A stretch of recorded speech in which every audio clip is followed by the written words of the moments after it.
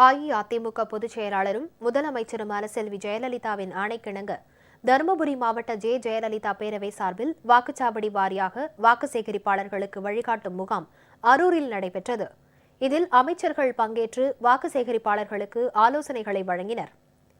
தமிழகத்தில் உள்ள 64,094 வாக்குச்சாவடிகளுக்குட்பட்ட ஏறத்தாழ 5,62,6,547 வாக்காளர்களையும் அனைத்து இந்திய அண்ணா திராவிட முன்னேற்றக் கழகத்தின் சார்பில் நேரடியாக சந்திக்க ஒவ்வொரு வாக்குச்சாவடிக்கும் ஒரு வாக்கு சேகரிப்பாளர் நியமிக்கப்பட்டு கழக அரசு மக்கள் மேம்பாட்டிற்காக மேற்கொண்டுள்ள முயற்சிகளையும் செய்து முடித்திருக்கும் சாதனைகளையும் அவற்றின் காரணமாக வரலாறு காணாத வளர்ச்சிப் பாதையில் தமிழகம் சென்று கொண்டிருப்பதையும் முன் எப்போதும் காணாத முன்னேற்ற பாதையில் தமிழகம் வெற்றி நடை போட்டுக் கொண்டிருப்பதையும் எடுத்துக் கூறுமாறு ஜெயலலிதா பேரவைக்கு கழக பொதுச் செயலாளரும் முதலமைச்சருமான செல்வி ஜெயலலிதா உத்தரவிட்டிருந்தார்.